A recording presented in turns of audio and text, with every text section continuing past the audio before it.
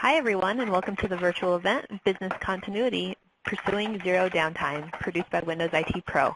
We are just about to begin our premiere session entitled Eradicating Downtime and Ransomware, Simply, Quickly, and Affordably, presented by Ken Shaw Jr. of InfraScale. Please also be aware that all sessions from today's event will be available on demand for 12 months starting tomorrow. You will receive an email when these sessions and the environment are available to be reviewed. And now I would like to introduce our speaker for this session. Ken is the founder and CEO of InfraScale. He is an experienced engineer and entrepreneur in cloud-based backup and disaster recovery, starting his first company out of his dorm room at the University of Melbourne. InfraScale's mission is to eradicate downtime and data loss, so Ken is especially excited to lead this session about pursuing zero downtime. And with that, Ken, the floor is yours. Oh, great. Okay. Can you hear me loud and clear? Hello? All good. Take it away. Okay, fantastic. Good morning, everybody, or good afternoon, I guess, depending on where you're joining us from. Today, we are talking about eradicating downtime and data loss, and we're going to talk about ransomware as well as a sort of particularly, acute threat to our uptime and data integrity. Just a few housekeeping items. So feel free to get in touch with me. My email is ken@infrascale.com. The Twitter handle's @KenShaw Jr. And the recording of the webinar will get you. You get like a link with the recording, so you can share it with friends. You can also get the slides. You can follow Twitter on @infrascale.com. Sorry, @infrascale on Twitter. But the questions here, this is the most important thing. The reason it's the most important thing is A, it makes it not boring for me. B, it's way more educational for you. And C, you can go in the running for a prize. So let me advance to my next slide. Today, we have two prizes that we're giving away today. And it can be one of these toys here on the screen. So Xbox One, or we can sub that out for a PS4 if you want an Apple TV, the new one. I have one. They're awesome. Or a Parrot drone. And I'm giving away two of these. One we're giving away in this webinar for the person who asks the most questions. And the second one we're giving away to a person who goes by the booth. We have this virtual booth, right? This is like a virtual trade show. So go and find our booth and go there and talk to our guys in the booth. And just by going and talking to them, you'll be in the running to win one of it. So that'll just be a random giveaway. But go and hunt down Dean Nichols. He is very anxious to personally talk to as many of you as possible. With that, let's have a look at the agenda. Sort of like a 4-chapter session here, right? We're going to talk about sort of the problems with traditional DR solutions. Then secondly, we're going to have a look at ransomware as an interesting little sort of use case for our technology and, frankly, a pretty acute DR problem right now in just the world. Chapter 3 is 5 recommendations from us on how to improve your infrastructure to achieve zero downtime. And then Chapter 4 is going to be a shameless plug with me talking about who InfraScale is, what we do, and why you should work with us. But it was interesting. When we got the invite to do today's session, the whole topic was about eradicating downtime. And that's so funny because our mission statement is literally to eradicate downtime and data loss. Our observation is that the computing industry has evolved in all sorts of ways that make content creation easy, right? Everything's digital. My music's digital. My books are digital. And it's evolved in a way that system uptime is now vital to almost any business, right? Even traditional legacy businesses now depend upon their computing infrastructure. But the industry has been really crummy at developing resilience and tools that will protect your data, right? It's like, sort of if computing broadly was the car industry, we'd all have Lamborghinis that can go 500 miles an hour but don't have any brakes in them, right? All of the focus is on productivity and new technology, and the technologies that can protect you have really lagged. And so at InfraScale, we've developed a solution where we can guarantee to you that we can fail over your systems in 15 minutes or less. And really, that's sort of the whole ballgame. If there's one slide in this that you remember, it's this one. InfraScale guarantees that you can fail over in 15 minutes or less. That can be local failover or cloud failover.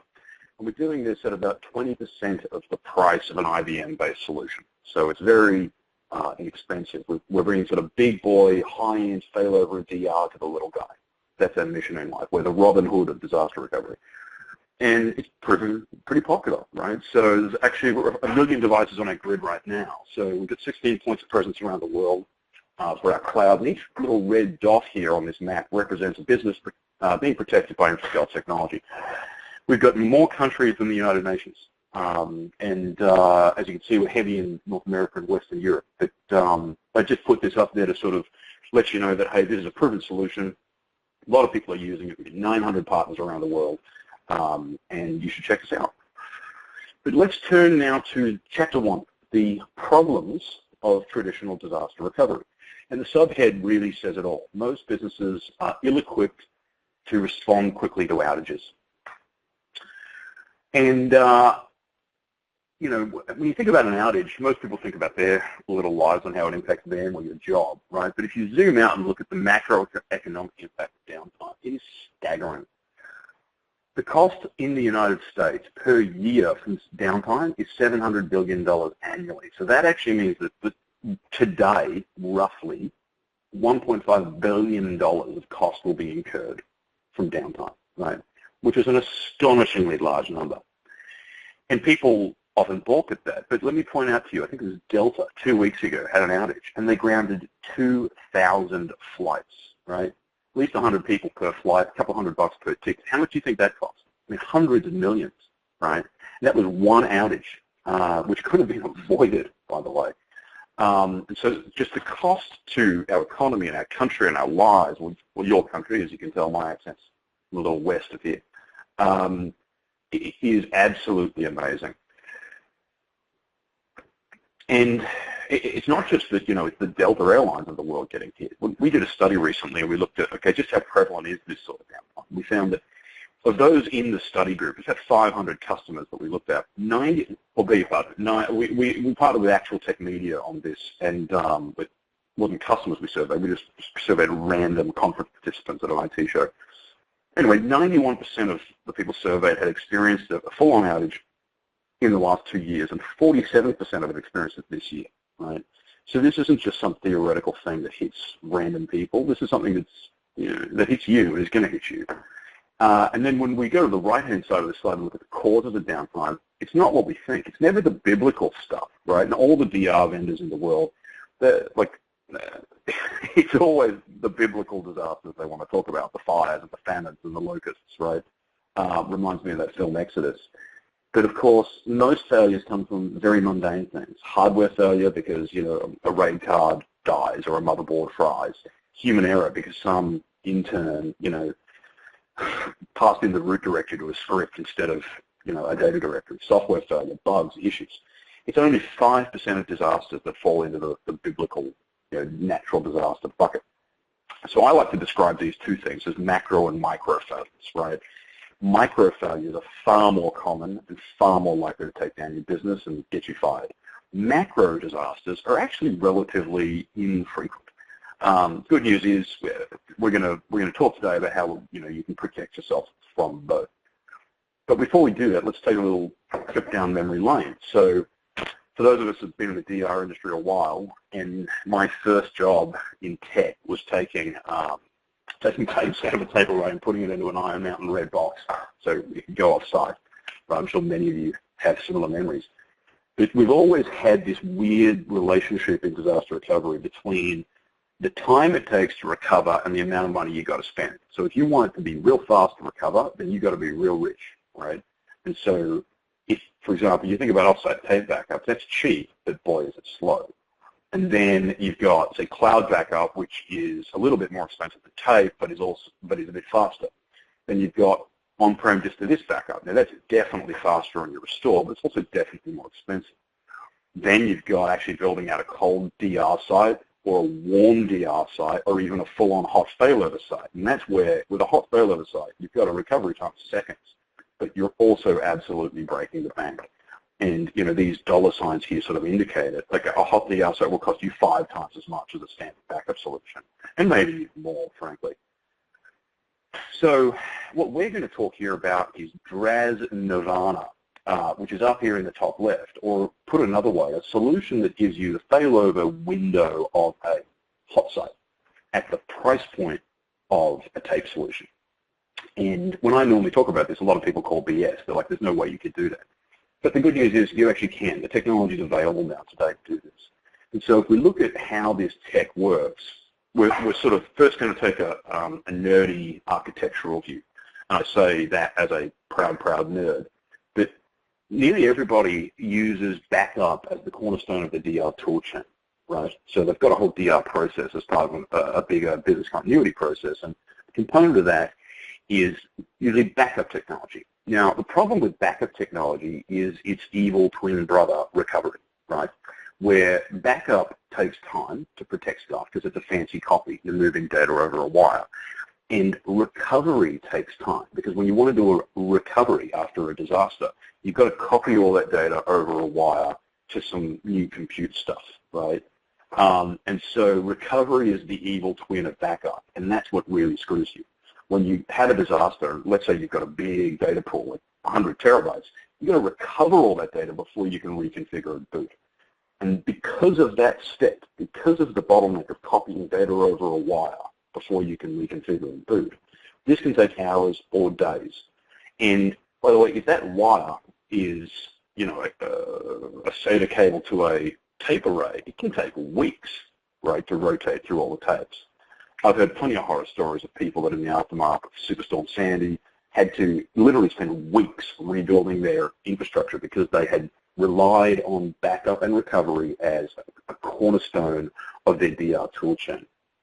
Now, what we here at Infoscale are doing is completely different, and it's based on this idea. When stuff blows up, instead of recovering data over a wire to compute and booting stuff, why not boot where the data is sitting, right? So imagine you had a tape and you could just sort of press a magic button on the tape and boom, servers, you know, bloomed out of it. That's kind of the concept with TRAS. If you're moving all your data over to a storage array on-prem, you should be able to run and boot right there on that infrastructure, on that appliance, and rebuild your infrastructure. Or if your data is going out to the cloud, you should be able to spawn VMs where the data is sitting and run them right there so that you don't have that copy over the wire problem. So that then sort of paves the way for what we call the new road to recovery. I remember about 2006, I was responsible for a large system, a bunch of SQL servers, tens of thousands of users, probably 20 web servers involved, and it went down. It was 2 in the morning. And so I got the call, and it was a Saturday morning, or rather a Friday night. And of course, I'd been to the pub, but it's 2 a.m. in the morning, and I'm the guy. So what do? I get out of bed, I put my boots on, I get in my car, I drive to the office, and then I start to do stuff, and eventually we started copying data back and reconfiguring servers. And it took us about 24 hours to get all that done. Imagine if instead of getting out of bed and putting on my boots, I could have just reached over and grabbed my iPad. And my end users, right, you know, they were okay, but of course, they're now down. And yes, it was 2 in the morning for me, but this was global infrastructure. So all of our North American customers were now offline when this outage hit. I was living in Melbourne at the time.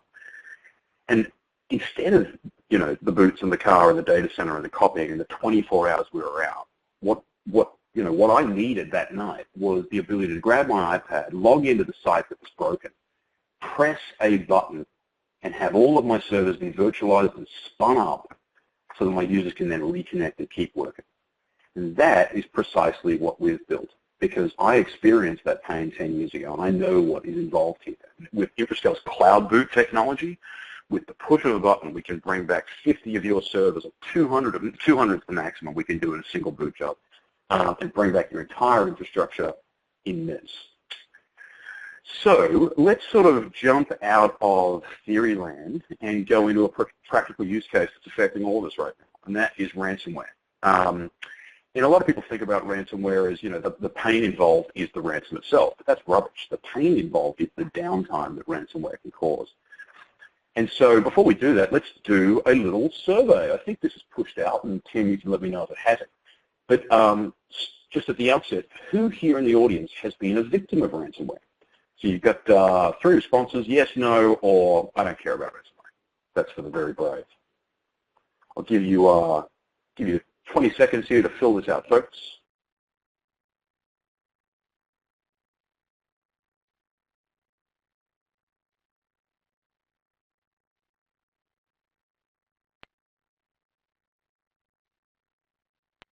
All right, I've got no idea how many of you filled that in, but let's go ahead and push the results.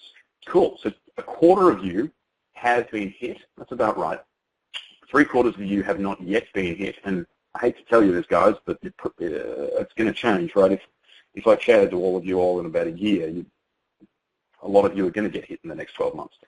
And 0% of you are not worried. We have a smart audience. I like that. And so, again, just a little trip back through time. A lot of people think ransomware is a brand new thing. It's actually not. Ransomware has been around since the 70s. It's just that in the 70s, the methods were quite crude. Things like locking you out of the system or nuking a single file that took down a database. But in the last sort of 5 years, several things have happened that have created this perfect storm that has led to sort of the rise of this particularly, malignant ransomware context we now exists in. And those factors were, one, high-speed asymmetric encryption, right? So the new algorithms like, for example, RSA were developed. So that's the core tech behind ransomware. I think everybody in the audience knows how it works. They encrypt all your data with a secret key, and you've got to pay them the money to get your key back. The second thing is these multi-core processors, right? So the amount of grunt sitting on, well, hell, the amount of grunt sitting in my iPhone is more than the original Apollo computers that launched, spaceships into space. So we've got heaps of computational power at our disposal. And then the third thing is the rise of anonymous currencies and cryptocurrencies like Bitcoin and Ether. This has sort of created a perfect storm where, because of the asymmetric encryption, I can lock down your computer in a way that you can't crack. It's just too powerful. The encryption's too powerful. And I can do it fast because of all that excess compute, right? And then lastly, because of the anonymous currencies, I can force you to pay me in a way that is not trackable. Because historically, the FBI, who, at least in North America, is the main law enforcement agency involved with ransomware, they've followed the money trail to get the bad guy, right? But with these anonymous cryptocurrencies, they can't do that anymore. So if you fast forward through to today, and you've got this heading here, ransomware today, ... holy CR*P, it's a pretty scary situation. So I'm actually going to focus on this third one down. In the first quarter of this year, $209 million was paid out in ransomware. That means that ransomware is $1 billion industry, right? That is nuts. $1 billion criminal industry. There are not many criminal enterprises that are netting $1 billion to the bad guys, and yet ransomware is. And so because it's so easy for the bad guys to do it, and because it's so effective, because people always pay the ransom, this is just growing at a rampant rate. We're talking about 500% year-over-year growth from 15 to 16. And it's only accelerating because people do pay the ransoms. Because, let's face it, if you've been hit with ransomware and you're the data guy, you're the systems guy, you're responsible for uptime, you've got two choices, and they're pretty crummy choices, right? One is pay the ransom, which, A, you may not get the key back, and B, you're feeding the entire cancer that ransomware is, or two, restore your systems. But you've got to be pretty darn confident in your restore technology to go down that road. But here's our advice. If you are confident, I mean, all of our customers are. In fact, if you looked at our customers and asked how many of them have paid ransomware, the answer is 0, right? There's a pretty clear pattern that you can do leveraging Scale's technology. Number one, remove the infected machine from the network, right? So get it off there so it can't infect other stuff. Number two, figure out when you're infected. And this is tricky. We're the only vendor who will actually help you with this. We've built intelligence into our solution, which will go back through all of your backup histories and find the day that you were infected. And that's half the battle with ransomware. Some of the more virulent strains will actually sit there for weeks or months before they tell you, right? So you think you just got to roll back 2 days. Guess what? You're still screwed, right? You've got to roll back 12 weeks. And another problem with that is lots of companies only keep like 2 or 4 weeks worth of backups in rotation. So if you've actually got to roll back 12 weeks, that gets tough, right? And then, of course, another thing that often comes up is people say, well, I mean, I've got great antivirus. I'm using Norton or AVG or whatever. Surely that's enough.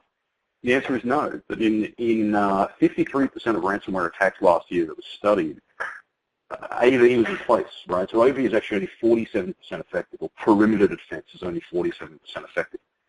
And I liken this to sort of real-life kidnappings, and that's where ransomware comes from. It's this metaphor that the baddies have kidnapped our data. Well, if I was like, well, let's just take the theoretical billionaire, right?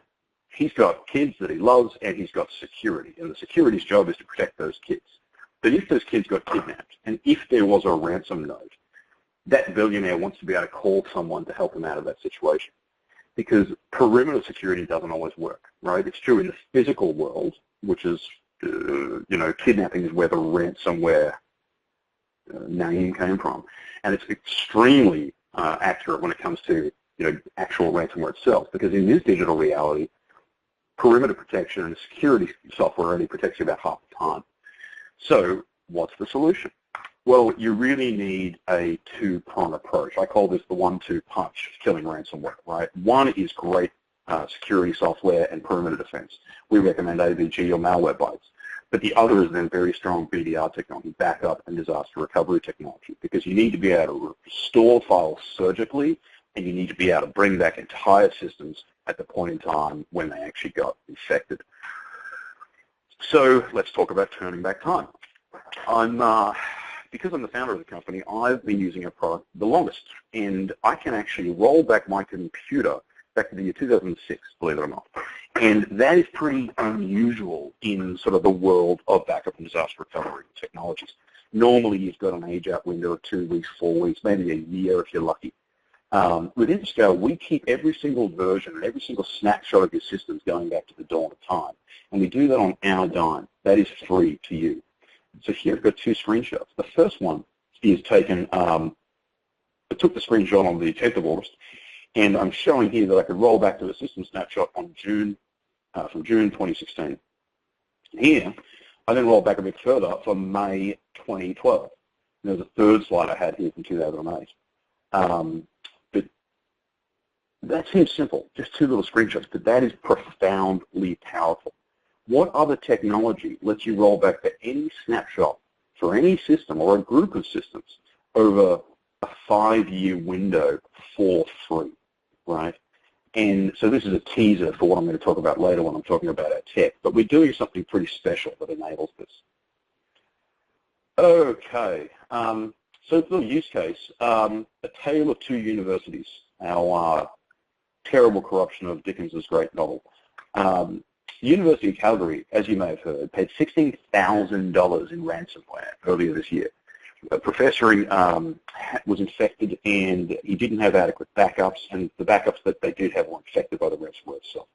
So this is sort of proof that, hey, having a backup's not good enough. You've got to have the right sort of backup. You've got to have a vendor who knows what they're doing when it comes to ransomware. And it was his life's work. It was worth millions of dollars in royalties to the university for the intellectual property. So they paid the ransom of $16,000 cash, right? So that came out of taxpayers' money, which is tragic, because for a few $1,000s, the university could have protected themselves from this. And I want to contrast that with the University of Virginia. They were recently here as well. The University of Virginia, in contrast to the University of Calgary, was working with Interscale. And so this lady here on the right, Ellen, she didn't even break a sweat when she found out they'd been hit by ransomware. You know why? Because she works with us, and she knew she could fail over. How does she know? Because she'd done the push-button failover and tested it a bunch of times. So she was down for 1.5 hours in total, and that's because she had to get permission from her boss to do the failover, right? Once she pushed that button, she was back up and running in 15 minutes. What a phenomenal state of mind that is, to be just confident and calm when ransomware hits. And, Ellen did the right things. She got a vendor who understands ransomware. She put the systems in place. She tested her failover, and she knew what to do when the disaster struck. So let's move on to Chapter 3, 5 ways to achieve zero downtime. This is sort of the educational part of today's webinar, and we've just got a few recommendations for you here. And the whole goal here is to achieve zero downtime by having systems and procedures that allow you to respond quickly from all disasters, micro and macro, and ransomware just being one of those types. So, recommendation 1. avoid standby infrastructure. So look, there are some other vendors talking at this virtual trade show today, and they use what's called the reserved infrastructure pattern. And almost everybody in the DR space uses the reserved infrastructure pattern. Okay, what the heck is the reserved infrastructure pattern? It's this idea that if I've got a production server, let's say it's a $30,000 high-end exchange box, right? So it's big, it's powerful, it's beefy, it's 30 grand. Now, to achieve DR for that, what I'm going to go and do is I'm going to go to a second location, stick another $30,000 exchange box in there. Well, maybe it's a little bit cheaper, maybe it's 20,000 bucks. So now I'm up to 50 grand. I went 30 to 50. Now I'm going to glue those two things together with people, processes, and tools that will allow me to fail over in time of disaster. That cost me another 20 grand, right? So now I'm up to 70 grand. So my $30,000 production machine just went up to 70,000 bucks. And if you're using a Veeam or a Zerto, they make that failover experience pretty slick, but they still, unfortunately, rely on this concept of the reserved infrastructure pattern. Now, we are on a bit of a mission to say to people, hey, this doesn't make any sense. If you've got a production machine, the premium you should pay to be able to fail that over should be like 10, 15%. So it's a $30,000 production box. You should be paying like 3 grand or maybe 5 grand to protect that thing. You shouldn't be spending 70 grand to set up a fully resilient and available solution. So the incremental cost, right, so let's just pretend it's doubling. It's normally more than doubling. But nearly all of the DR vendors are going to tell you that you basically have to double your expenditure on a total cost of ownership basis. I'm not just talking about their software price, right? I'm talking about the additional hardware that you need, the colo rack that you've got to go to the data center, the bandwidth that you need to buy, the humans that you've got to train, right? So on a total cost of ownership basis, traditional thinking says you double your infrastructure. Well, that's just bogus. In this current age of cloud technology with virtualization and software-defined everything, you can work with a vendor like InfraScale, which gives you an end-to-end failover solution at a fraction of the price of any reserved infrastructure pattern. And so even if you don't work with us, seek out somebody who's, where your production cost is only going to increase by 10 or 15%. Whatever you do, don't go with a solution that requires duplicating the server and buying expensive software to replicate between the two. That is a 10-year-old architecture that some companies are peddling at very high profit margins for them and really high costs for you. There's a new generation of cloud-first companies that are absolutely upending the status quo on this. Recommendation number 2 is go for a solution that's going to protect all of your systems. There are a lot of vendors out there in the market who focus on slivers, right? I just do VMware well, or I just do Hyper-V well, or just do Windows physical well. In this day and age, you've got to evolve beyond that, right? Everybody's got hybrid infrastructure. So you need to find a solution that can protect all your major devices. That's laptops, that's desktops, that's physical servers, and virtual servers. And therefore, they need to support all the major operating systems, whether it's Unix, whether it's Windows, whether it's Linux, whether it's Hyper-V, whether it's VMware. So that's sort of big recommendation number 2. Recommendation number 3, get a solution that works for micro and macro disasters. Full failover to your second site is very cumbersome, right? It's sort of like using a nuclear weapon to sort of get rid of rodents in your backyard, but that's what a lot of vendors tell you to do, is, hey, just always fail over to your second site. No, that's not a good plan. You want to have a solution that gives you sort of a node in your primary site and a node somewhere else, so that if there's a small failure, then you can just quickly spin up machines and fail over to an on-premise device. So we sell you the little InfraScale red box, which is a 1U blade stick in your rack, and it'll handle up to 50 VMs running on. Or if it's a macro failure, you pump it out to the cloud, fail over to the cloud. That 15-minute guarantee applies to both, by the way.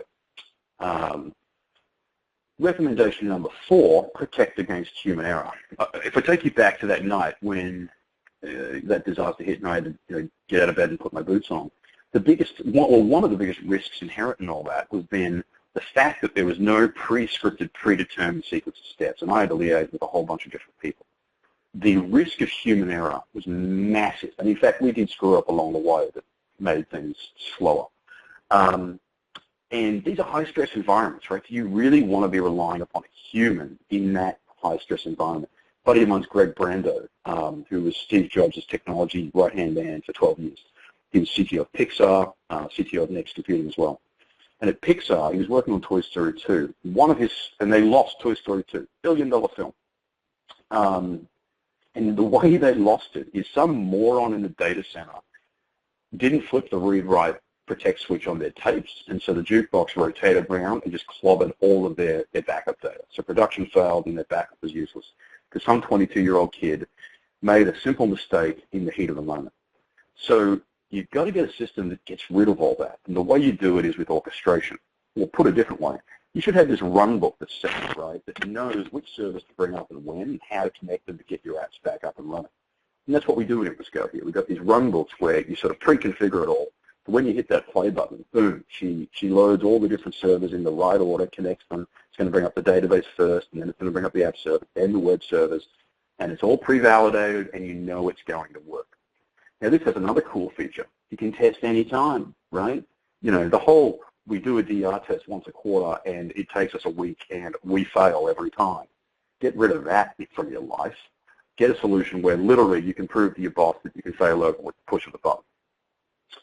And then recommendation number 5 is get a solution that protects against ransomware. And so I've been banging on about that in theory, but we are now going to do, watch a video. So I'll just wait here for a couple of seconds. Hopefully that video is coming through for you all. Here's our dashboard. So everything we do is a web-based management console, right? Works on your iPad, works on any device. And so here you can sort of see a quick snapshot of your environment. I've got all sorts of different servers. In this case, looks like I'm backing up 613 devices in this particular account. And what I want to do in this demo video is I want to switch on anomaly detection. What is anomaly detection? Well, this is the way that we track down when ransomware hit your system. We're not just a backup and DR vendor. We can also provide you with core intelligence and analytics because we can see things like, for example, anomalies in your data protection patterns. If a machine all of a sudden has all of its files change overnight, you can bet $50 that it's probably being infected by ransomware. So this video is actually pretty old. We've got a fast Flickr UI on this now. But you can set anomaly detection and set thresholds so that the system will intelligently look for the evidence of this stuff, when it's stuff ransomware infections, and notify you as a warning an error alert that you can respond to if it sees file change patterns that are indicative of ransomware. And so you can see here Derek Wood, who is actually manning our booth. You should go by the booth and heckle him as well. But Derek did this video, and you can see here, we're now in the monitoring view. It's detected an anomaly, right? And this would send you an email or an SMS. So now you know, hey, there's a machine on my network that's got a really weird data change pattern. I need to go investigate this for ransomware. Okay. And so that brings us to the end of this little chapter, and we've got another survey. Here's the question for you all. When it comes to backup and disaster recovery, BDR, which of these statements describes you? Number 1, not really happy with my backup and DR system. Number 2, look, I'm happy with my backup solution, but I'd like to hear more about this DRAS, this instant failover thing that we keep talking about, Ken. Well, number 3, I'm happy with my BDR solution, just here to listen. Let's give that 20 seconds here while I have a sip of water, and then we'll get back on with the show.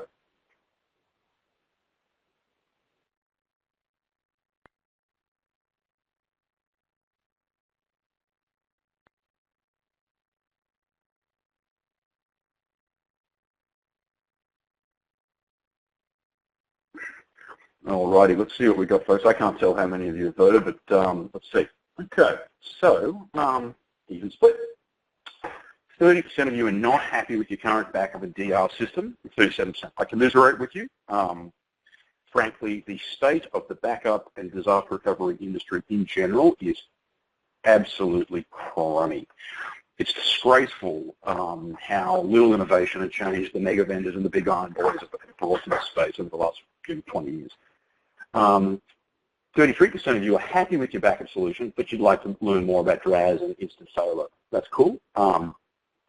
Yeah, and then 29% of you are happy with your BDR solution, just hanging out here and want to learn some more. Okay, so let's bang on and get to chapter 4. This is the shameless pitch part, guys. But I'm passionate about Infoscale. I'm the CEO and I'm the founder. So, we're 170 employees today and a worldwide company, but this started in my dorm room a long time ago. So this has been a journey for me. And the whole thing's built on just one fundamental belief, which is that every company deserves to have data and operational uptime, right? So it shouldn't just be the Fortune 2000 who can fail over systems. I joked earlier that we're the Robin Hood of disaster recovery because we're bringing the big boy, high-end failover DR tech down to the little guy.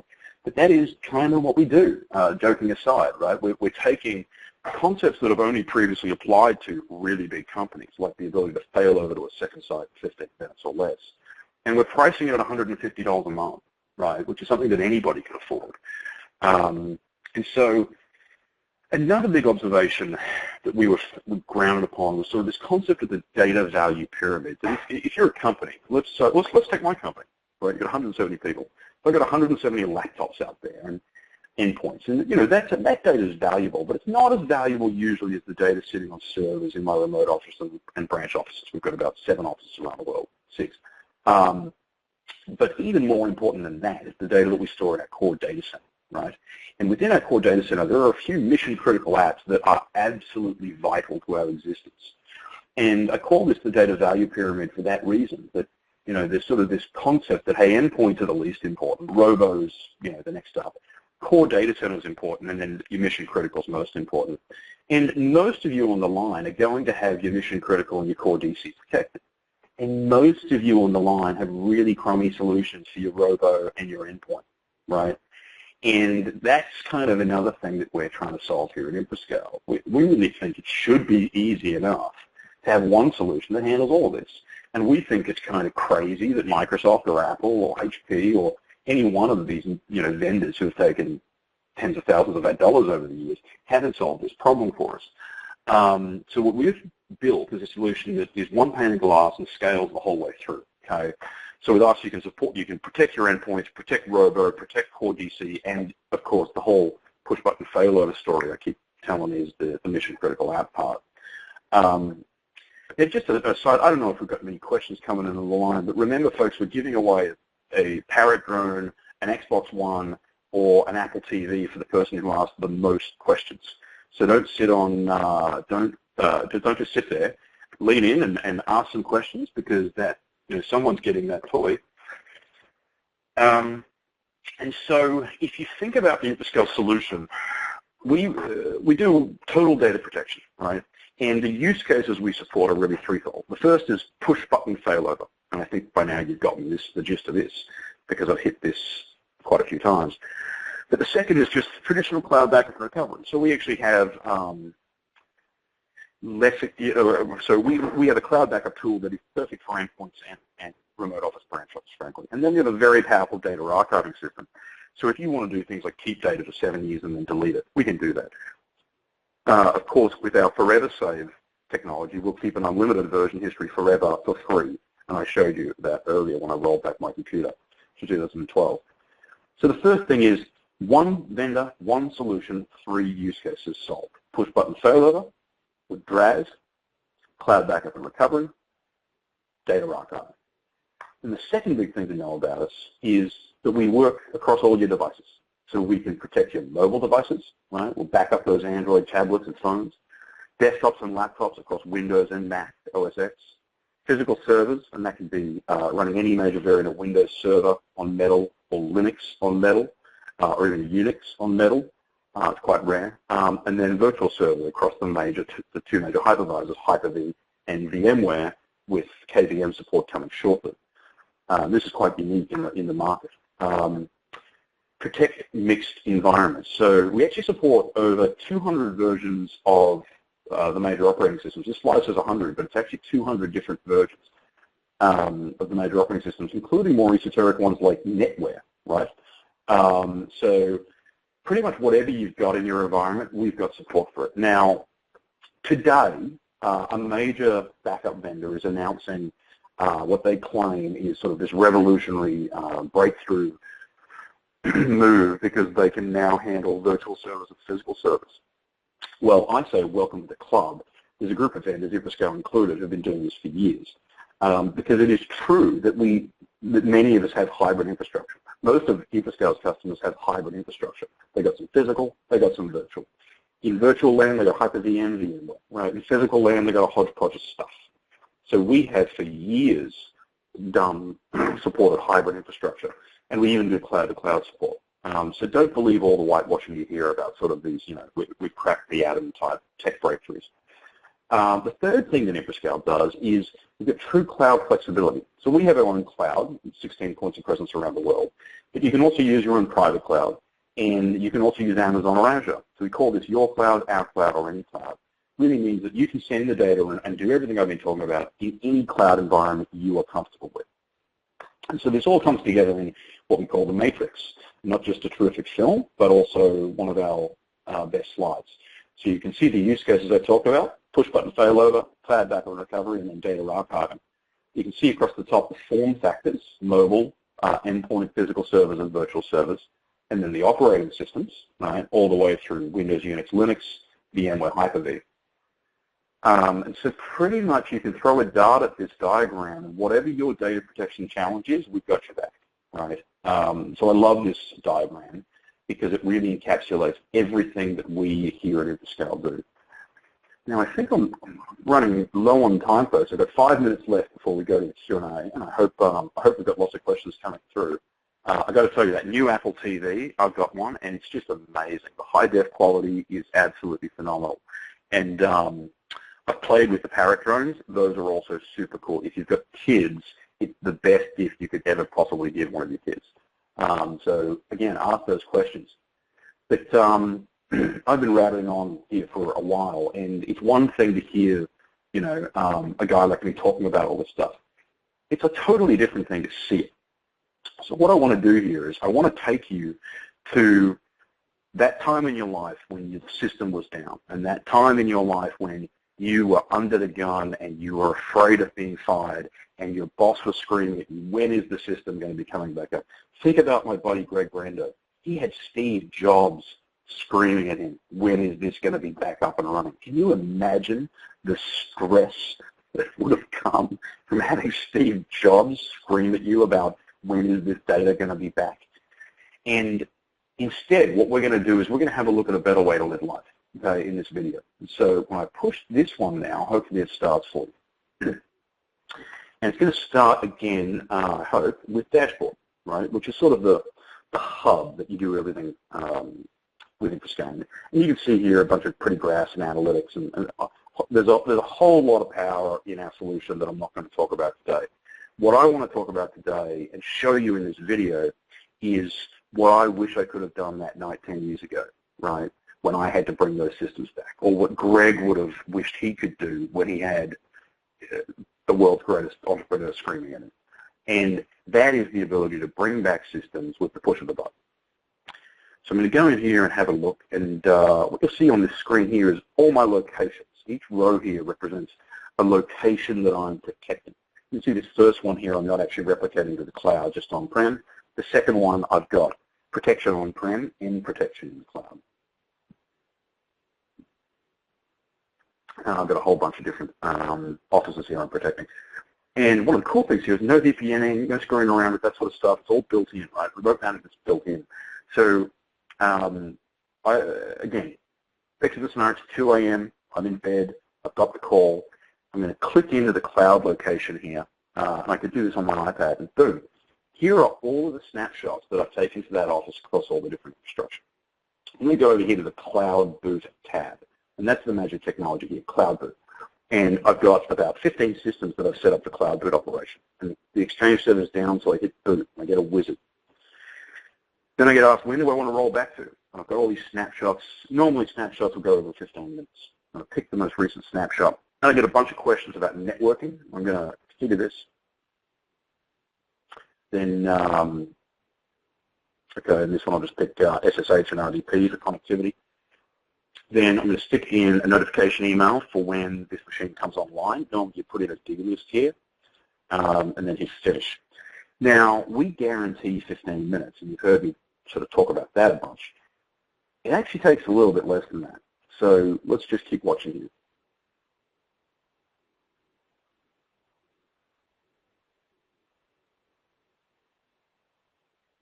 All right, drag in an RDP session, copy paste connect, getting asked for my creds.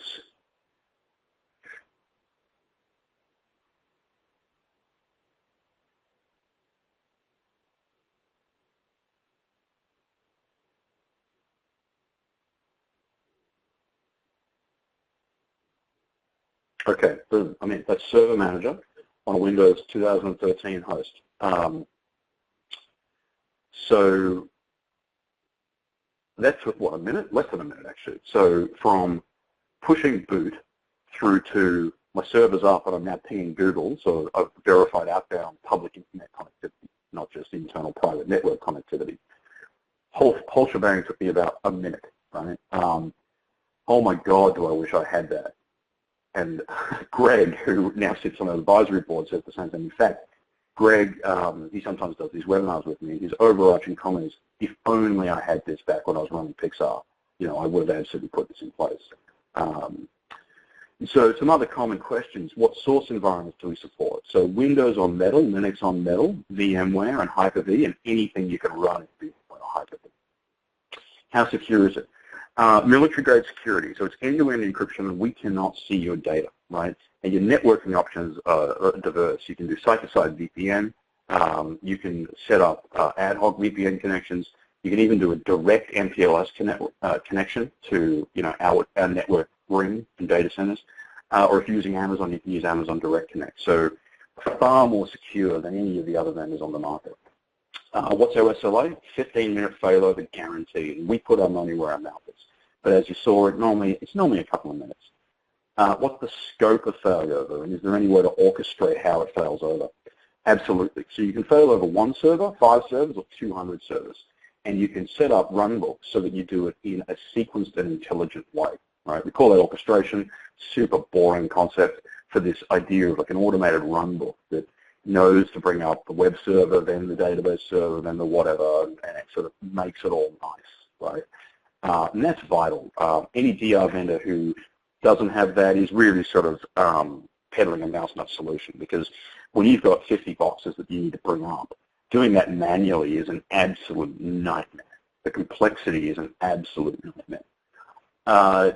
What else do I need to buy? Nothing. So, and look, this is actually important because you're going to hear from some other vendors today. These other vendors sell you bits and bobs. They sell you one piece of the solution. Infoscale gives you the entire solution.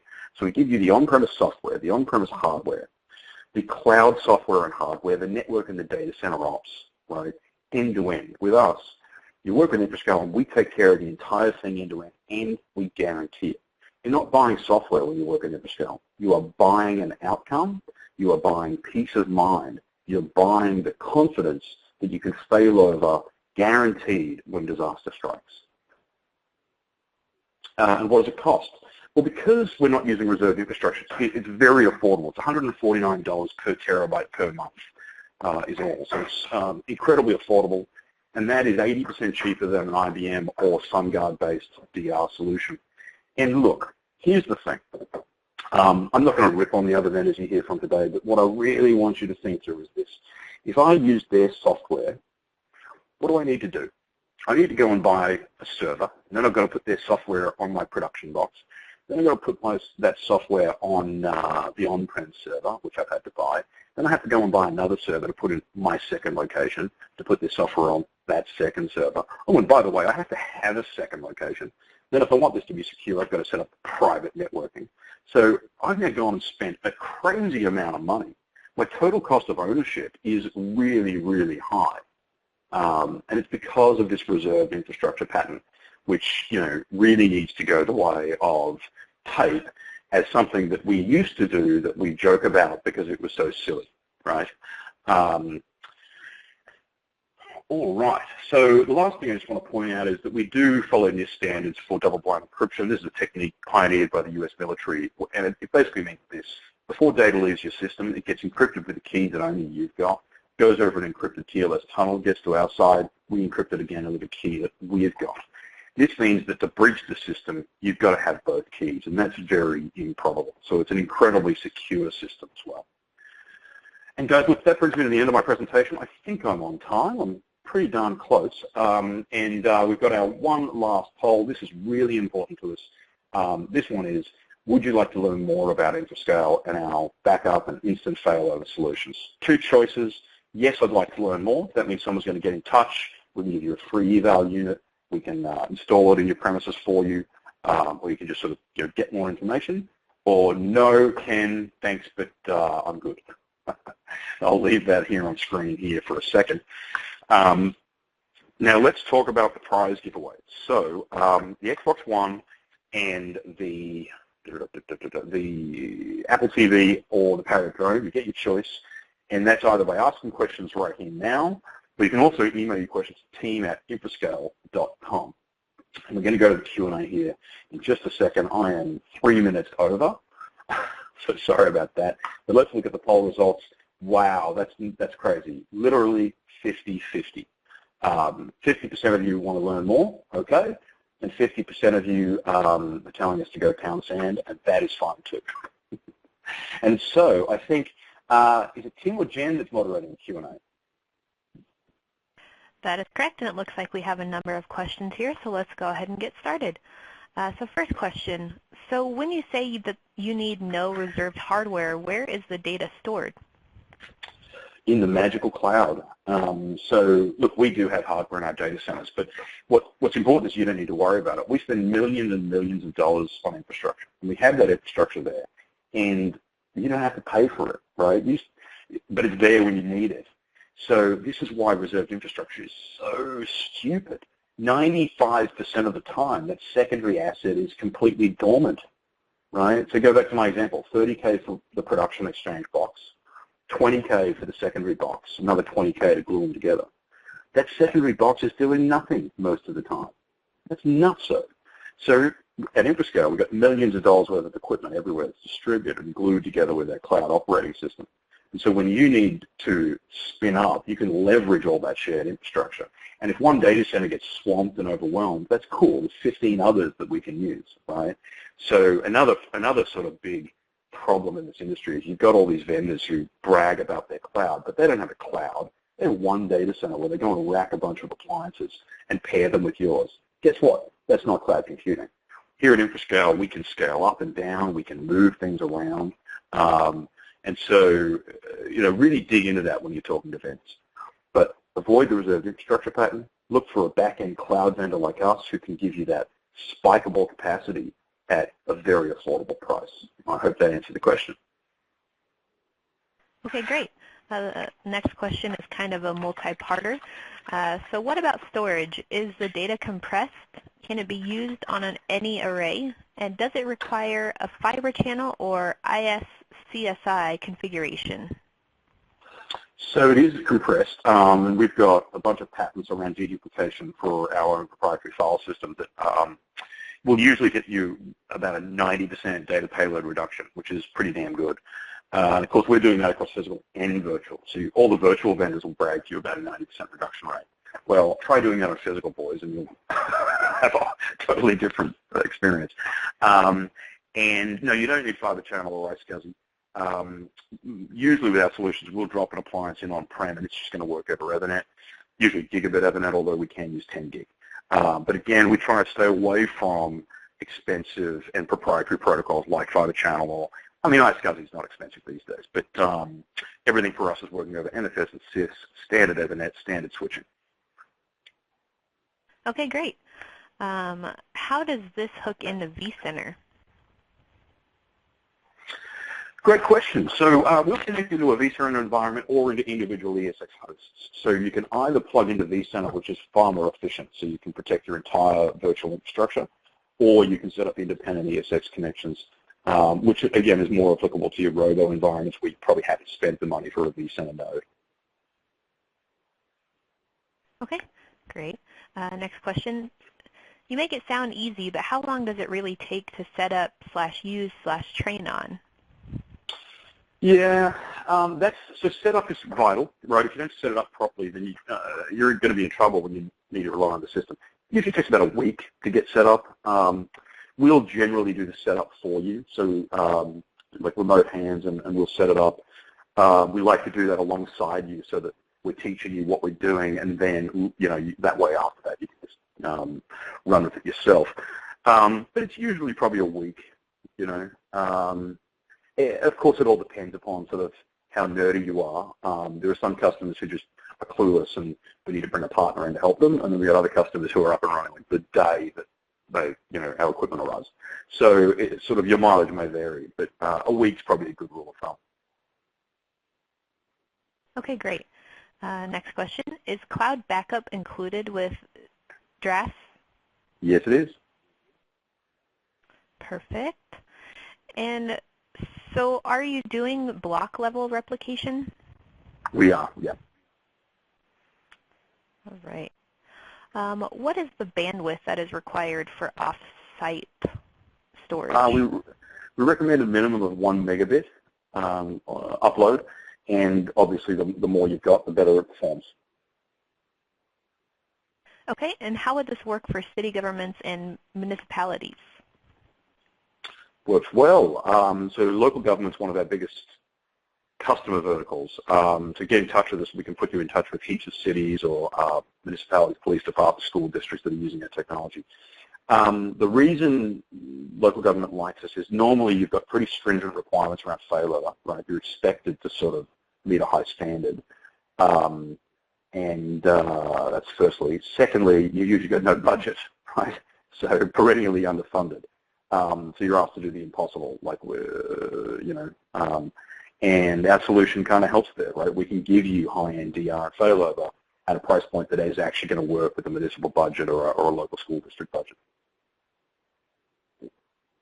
Okay, great. How often would our in-house servers have to replicate to infrascales? It's doing it constantly, usually on 15-minute intervals. Okay. And are there any configuration issues with installation that might cause downtime? How do you know if your system is compatible? And are there any confidentiality issues that you can think of? Configuration is always bad, no matter what kind of system you're talking about. So sure, there are problems that can happen in configuration. Secondly, no, it doesn't cause downtime. Installation is transparent from an uptime, downtime perspective. And thirdly, confidentiality issues, no. I mean, we do a lot of business with sort of healthcare companies who are subject to HIPAA, financial services companies that are subject to FINRA, law enforcement companies, or rather entities that are subject to CGIS. So regulatory compliant backup and DR is kind of our shtick, right? And so I don't know what sort of confidentiality concerns you've got, but they probably don't trump, the Department of Justice, who is one of our customers. Okay, great. How can the connection work with, say, handheld devices? Oh, so, we've got the regular sort of things you would think. It can work over cellular or Wi-Fi. There's an option to turn it off if it's working on cellular. So it's all fairly easy to use. It's, yeah, and I should just point out that the Android gives us a much more powerful ecosystem to work with than Apple does. So, there's slight variations in product compatibility there. But, bandwidth management and bandwidth shaping on mobile is important. We have it. Okay. If the data at our remote offices is primarily on workstations and not a server, many of which are in and out of the office, how effective is infrascale going to be at protecting that data? Yeah, awesomely effective. That's where we started. Direct-to-cloud endpoint backup's where we started. So the whole disk-to-cloud thing, or using an on-prem node, that's new and optional. And when I say new, I mean years and years ago. Sorry, I have this sort of decade-long perspective. But we are phenomenally powerful on laptops. In fact, Gartner listed us in their top 2 vendors in their capabilities report for enterprise endpoint backup. And then, of course, that was 3 years ago. In 2015, they listed us their cool vendor for business continuity. And then, of course, this year they listed us as a visionary. So I didn't mention this, and maybe it wasn't in my slide pack. I'm going to blame Dean Nichols for that, who we affectionately call Mr. Pickles. But I should have mentioned that. So we were an endpoint protection leader. We were their core vendor, and now we're their visionary, right? yes, we're very strong in endpoint. That was a really long way of saying we're very strong in endpoint. But thank you for the question. It gave me an opportunity to sideswipe my dear friend Dean. Okay, great. And it looks like we have time for one last quick question here. Can this be used with Veeam's VMware? Mm-hmm. Yes, it can. Okay, perfect. Well, I think that's about all the time we had for questions. Well, let's also chat about the giveaways, because that's the fun stuff. So remember, guys, you've got to go by the booth. Now, so this is this virtual conference, and we have this virtual booth. It's like a conference where you can go up and sort of walk up and talk to these cats. And there's 3 people there: Dean Nichols, the head of marketing, and Carla Federico and Derek Wood, all of whom are very smart and extremely good looking. And you can't tell that, unfortunately, because it's a virtual conference. But go and talk to them, and here's why. If you go to the booth, and if you do the survey at the booth, we just chat to these cats, you can win the prize too, right? So we're basically going to give one of these toys to 2 different people. One of them we're about to do right now, and then the other is going to be at the booth. So go over to the booth, have a chat to these guys, and yeah, that would be awesome. And find Dean. He's a really, really big deal. So that's important. But I've got to announce the winner. The winner is going to be a young lady by the name of Cynthia Carter. Cynthia, are you still on the webinar? Because you've got to be here to win. Pop us a question, Cynthia, if you're still here with us.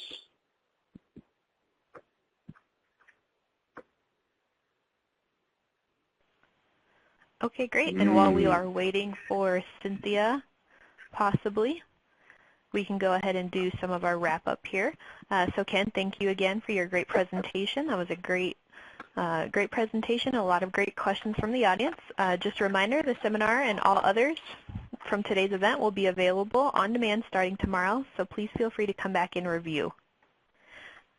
Feel free to also visit our exhibit hall and check out InfoSales sponsor booth that Ken was just talking about. And don't forget to attend our next session, sponsored by Nick Cavalencia, at 2:45 p.m. Eastern. Thank you for attending, and have a great day.